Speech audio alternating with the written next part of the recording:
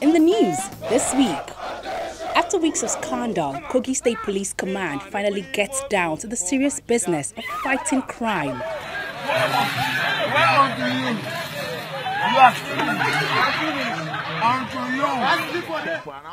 Anthony Joshua struggles to shake off Overiga fan. To the scorecards, and it went to the favor of Anthony Joshua. Tired of running from body language, corruption fights back. And now, it's the other news.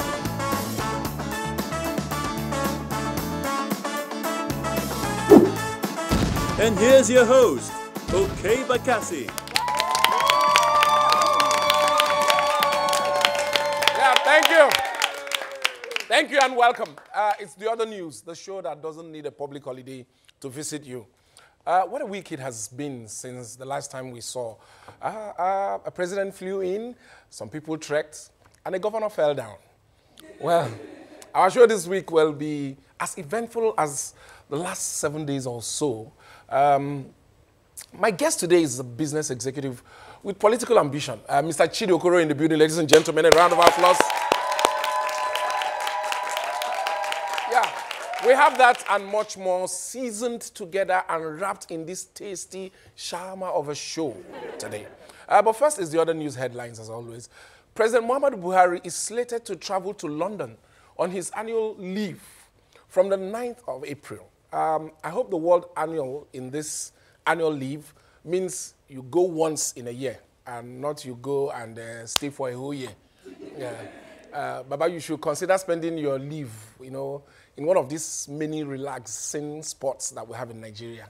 That wouldn't be a bad idea. But anyway, I can't blame the man. He likes British hospitals. I mean British hospitality. It's my error. In other news, contrary to claims by the Nigerian police, the International Criminal Police Organization, Interpol, has cited the political undertones of Senator Dino Melaye's case and the organization's stringent protocols as possible reasons why Senator Melaye's name is not currently on Interpol's public watch list. Yes, the Nigerian police was like, we and Interpol are looking for him. But the Interpol was like,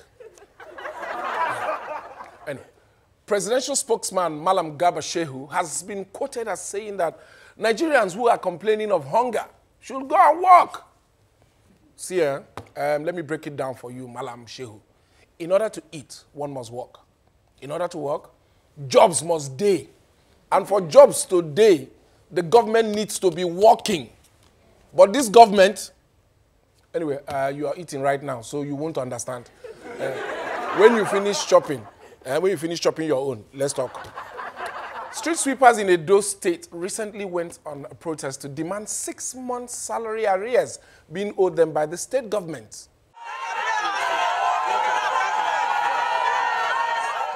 I beg, pay street sweepers their money. Before they put sand in our gari.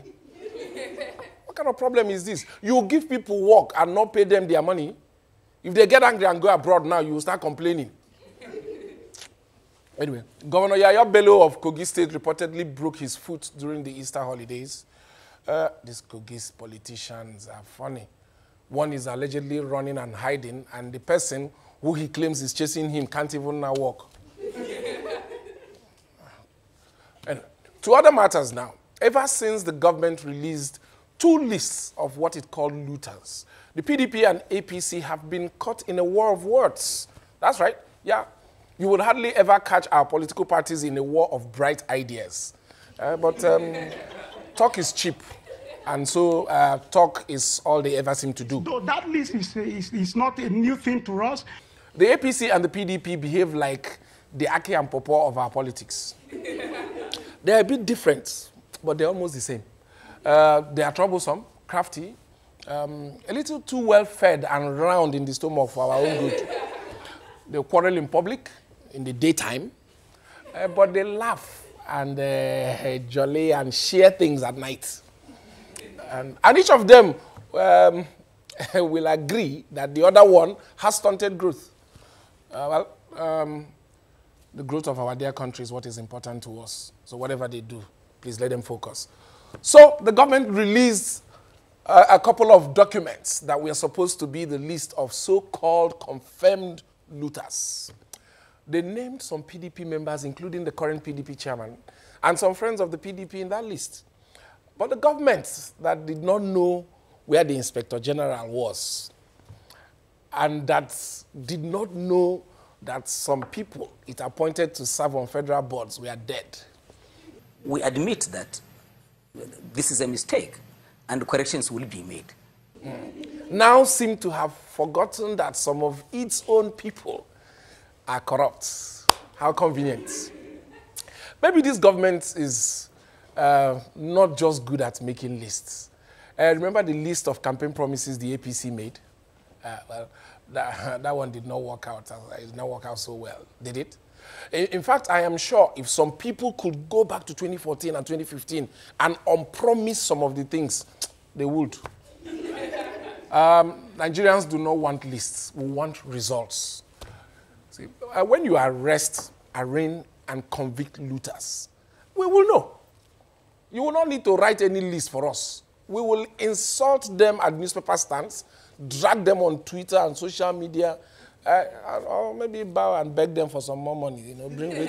It's after all, it's our money. Return some of our money when we see them in real life. Now, I will be that. Our guest for today is the former MD CEO of GSK PLC, USC Foods. He's a man who is an investor in the pharmaceutical industry and currently eyeing the governorship position in. Ladies and gentlemen, a big round of applause for Guest Chidi Okoro. Thank you. Welcome. Thank you. Welcome. Thank you. Yes. Good to have you here today. It's becoming a trend now where people serve at the high level in corporate organizations, achieve results, then they go into politics.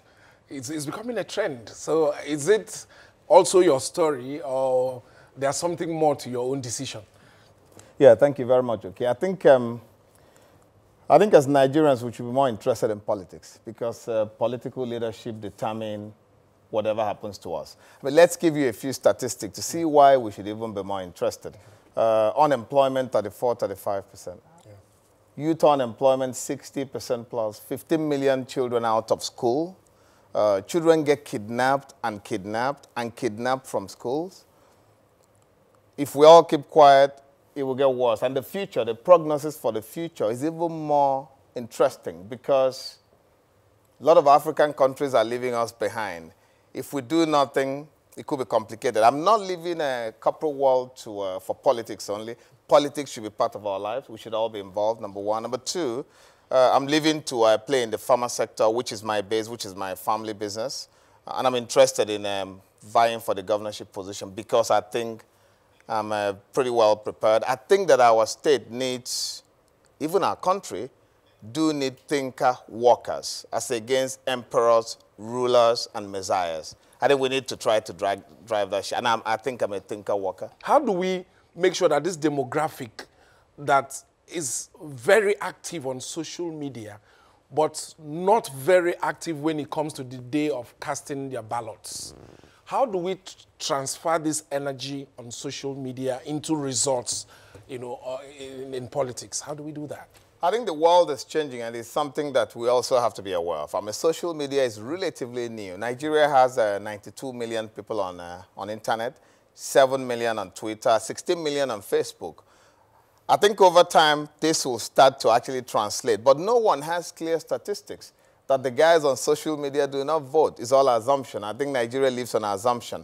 I think social media can mobilize the people and really move them to take action. It informs. We are more informed than ever. So we have to give a lot of credit to social media. How do we mobilize them to get involved? I think it's getting to that point where all of us should be politicians. No one should mobilize us. I agree with all that. of us should get involved because we are in a hard place, yeah, and we'll be in a harder place in the future if we do nothing about that. Well, it's becoming very, very interesting. Don't even go away because if you go, you will miss a lot. We'll be back shortly. Let's take a break.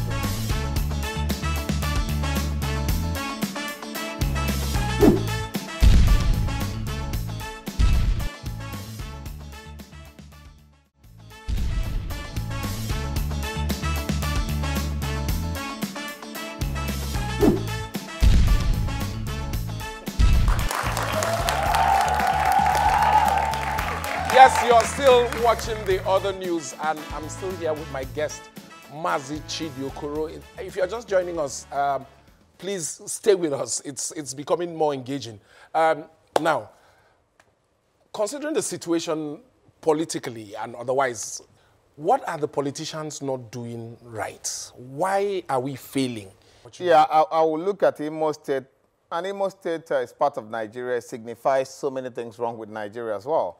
In 2013, I wrote a book, Another Perspective, and there were hypotheses I had there. And one of them was that we have a bigger problem with incompetence than corruption. And so I'm still waiting to be proved wrong. We do have leadership in our state who think that education is still about brick and mortar when everyone is going digital. They still believe that Medicare is about brick and mortar when you do have web doctor emerging. The last 20 years of our democracy, we've had emperors, we've had rulers. We never really had thinker worker come in to really try to set the tone for a great future. Yeah. I think that's why I think I have to get in the race. Considering your business background, you know, you're a man who is vast in business. And from your statistics, the way you reel out statistics, I'm sure people are listening and they are quite impressed. Nigeria recently decided to postpone their signing of the Continental Free Trade Agreement. You know, recently. We are bidding time. Are you sure we are going to meet that one? Is it 160-day deadline? Yes. You know, what does it portend for us? What economically and otherwise, what does it look for us if we sign, if we don't sign? It's interesting. Again, I speak about some of the things that ail us. You know, number one, Africa has 10% of Africa's trade. Only 10% is inter-Africa. That's a surprise. In Asia, you do have 50, 60, 70%. I've worked in companies where I try to move goods from Nigeria to Ghana. You cannot believe what goes on. Or move goods. It's easier to move goods from China into Nigeria or into Ghana than move from Nigeria to Ghana, which is 45 minutes by air, 8 hours by flight. Seriously? And you do have the ECOWAS Pact. So on the CFTA, which is the Continental Free Trade Area Agreement, yeah.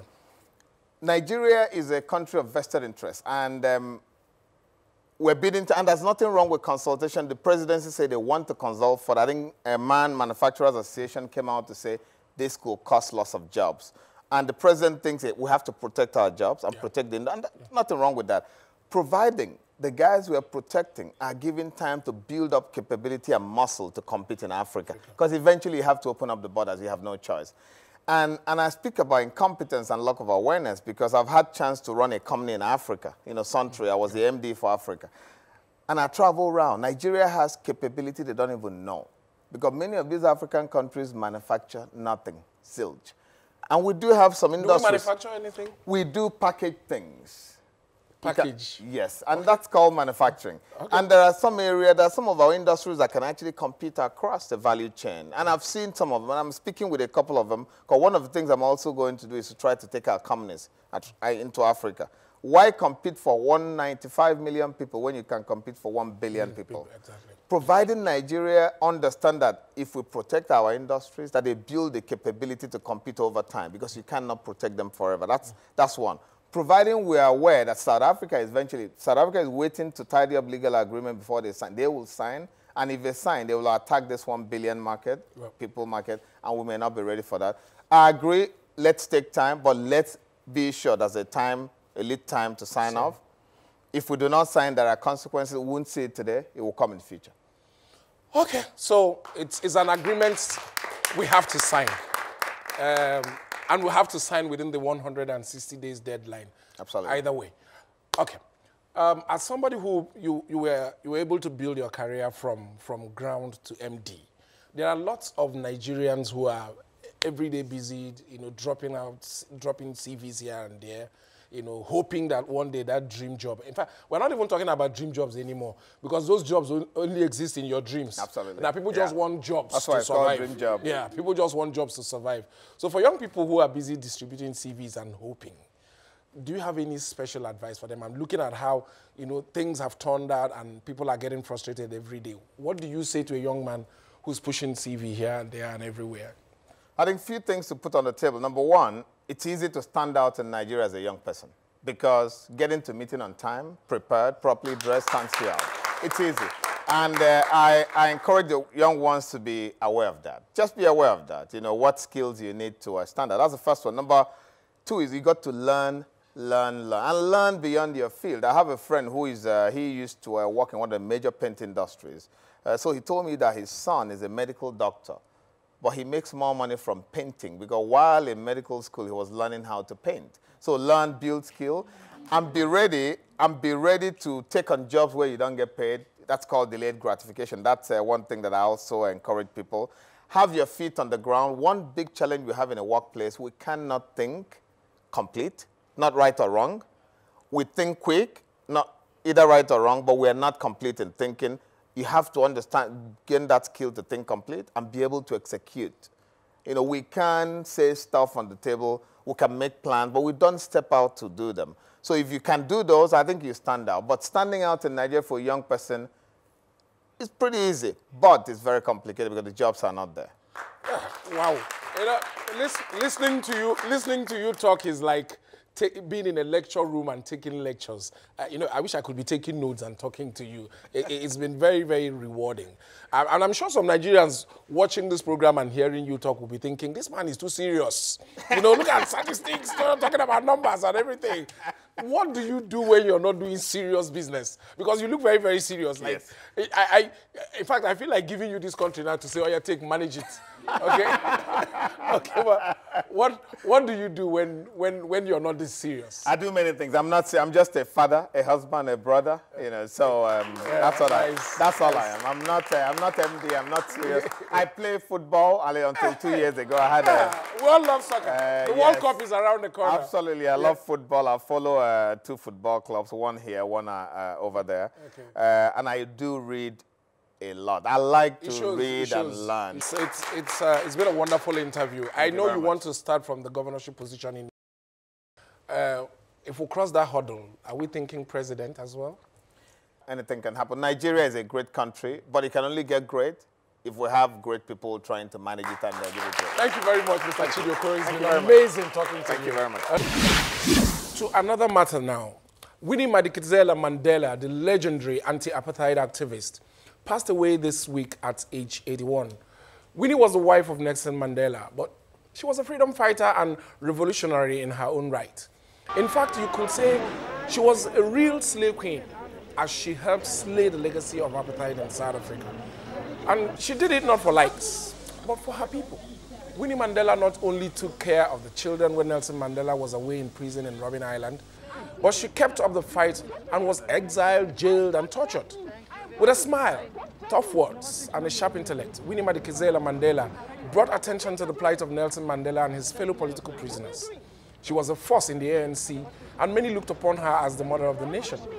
Even though she and Nelson Mandela were already having issues in their marriage by the time he was released from prison, he had so much respect for her sacrifice that he kept her by his side as he made her transition from prison to president.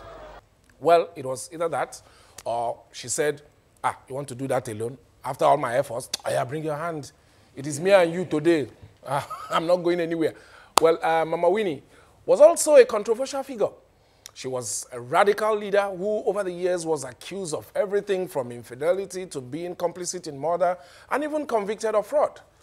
But it is for her dedication to the cause of dismantling apartheid, her service to her family, and her legacy as a woman who remained unbowed to the very end, that we tell her thank you and bid her adieu. Good night, Winnie.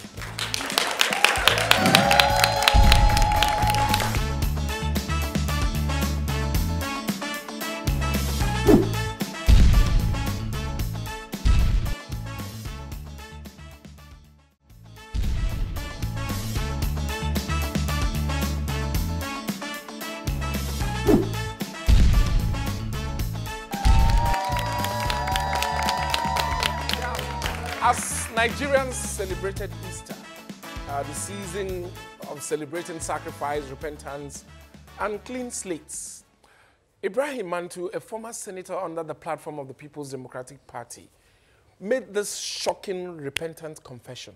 Senator Mantu, can I just quickly clarify? Did I hear you say that you helped rig elections before now? But let me tell you one thing. Yes, I did. Because I'm now confessing the truth. It seems the PDP was so busy enjoying the Easter celebrations that they failed to notice their fellow member stepping out to change his name from Ibrahim Mantu to Iscariot Mantu, or Mantu Iscariot, as some would prefer. This is a phenomenal situation. You are saying that the election was rigged. Yes. The election in Ekiti. Yes. The 2014 governorship election. Yes, it was rigged systematically. Yes, with 2 yes and 1 systematic yes. No one saw this coming. Oh, no, this is not about position. This is about peace. This is about misunderstanding. This is about talking together. I'm here. I'm here. We did the wedding yesterday. Now, wow. Even wedding bells, they involved in this change of story. It's not necessarily when I'm contesting election, but when my party sponsors a candidate. I would like that candidate to win election. And what we used to do before, we make provision for INEC, we make provision for security, we make provision for even agents of other parties, you know, so that they will not, you know, raise any objection to whatever we are able to get. This confession is epic. In fact, it's the type of confession we discuss for this country. The senator could be tagged as, you know, rather heroic. At least according to the former aide to President Goodluck Jonathan, Donyo Kupe. As expected, the ruling APC reacted to Senator Mantu's confession. And what a swift and serious reaction it was.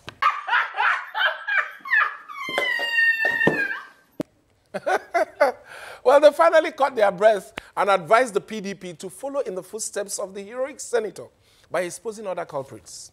Surprisingly, or not so surprisingly, the party Ibrahim Mantu had called home since 1999 till date.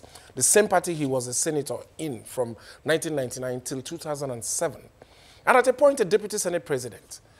That very party, alias the PDP, made this proclamation to the world and Nigeria at large. Our hand no day the matter. And they declared the man on your own. Yeah. Well, since the PDP chairman had apologized without giving details, Senator Mantu and others to come are now beginning to fill in the details of the wrongs that the PDP is suddenly sorry for.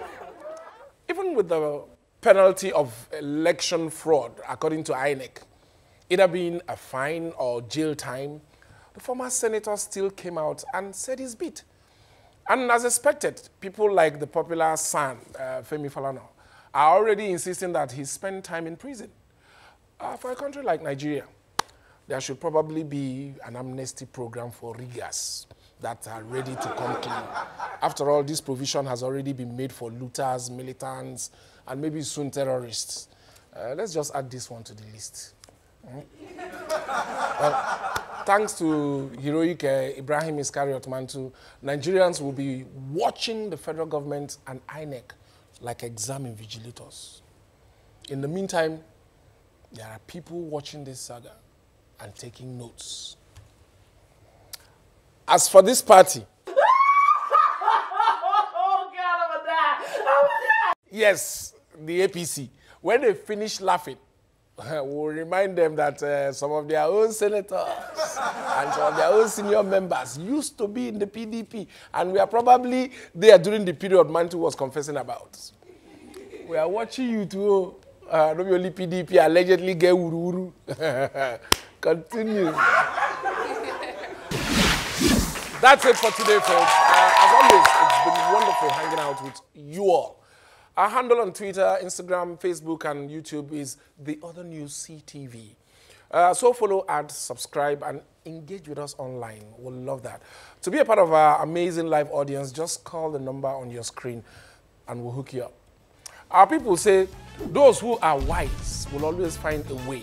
So if you can't find a way, I don't talk anything. See you next week. My name is Okey. What's yours?